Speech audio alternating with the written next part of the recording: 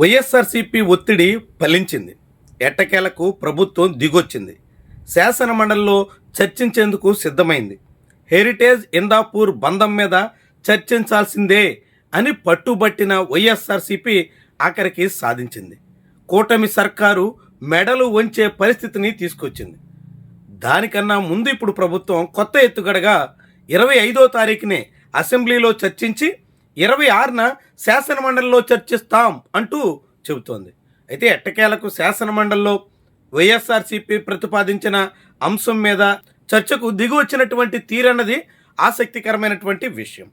ప్రభుత్వం నిజంగానే మొదటి రోజో రెండో రోజో వైఎస్ఆర్సీపీ పట్టుబడుతున్నప్పుడు చర్చకు సిద్ధమైతే కనీస గౌరవమైనా దక్కేది.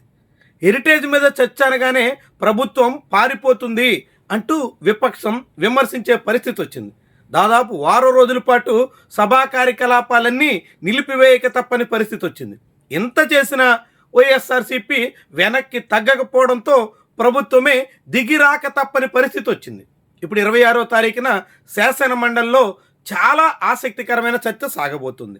అసెంబ్లీలో 25వ తారీఖున చర్చ పేరు పెట్టినప్పటికీ అది ఏకపక్షంగా జగన్మోహన్ రెడ్డిని ఆయన అనుచరుల్ని నిందిస్తూ చంద్రబాబుని ఆయన ప్రభుత్వాన్ని కీర్తిస్తూ ఏకపక్ష ప్రసంగాలు సాగుతాయి. కాబట్టి ప్రజలు పెద్దగా ఆకట్టుకునే అవకాశం ఉండదు. కానీ మండలిలో మాత్రం వైఎస్ఆర్సీపీ అధికార పక్షం డి అంటే డి అనేటువంటి స్థాయిలో చర్చ సాగించడం అనివార్యంగా కనిపిస్తుంది.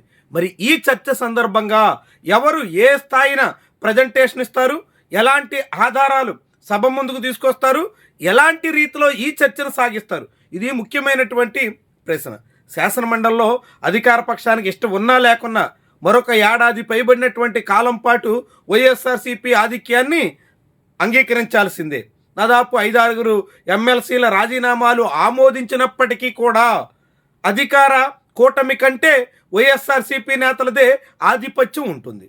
వచ్చే ఏడాది స్థానిక సంస్థల ఎమ్మెల్సీల రిటైర్మెంట్ గడువు వస్తే మాత్రమే అప్పటికి కూటమికి కూసింత ఉపశమనం దక్కుతుంది.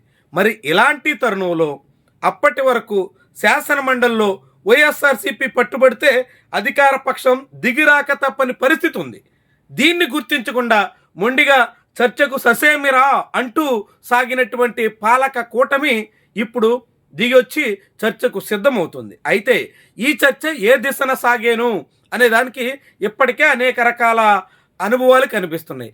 శాసన మండలికి సంబంధించినటువంటి వీడియో ఫీడ్ పూర్తిగా విడుదల చేయకుండా ఏకపక్షంగా ప్రభుత్వానికి అవసరమైనంత మేరకు మాత్రమే రిలీజ్ చేశారు అంటూ ఈరోజు శాసన మండలిలో విపక్షం ఆందోళనకు పూనుకుంది.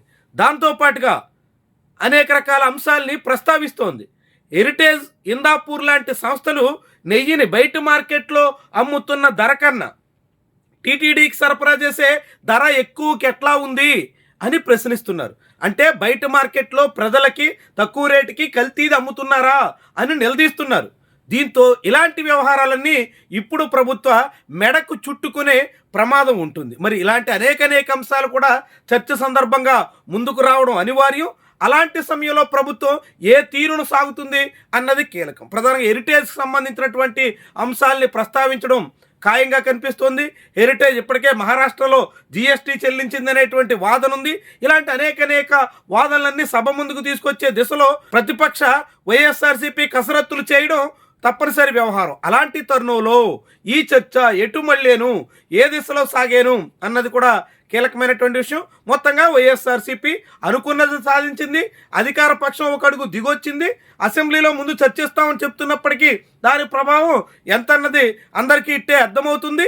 ఇలాంటి తరుణంలో 26వ తారీఖున శాసన మండలి చర్చ అత్యంత కీలకమైన విషయంగా చెప్పాల్సి ఉంటుంది.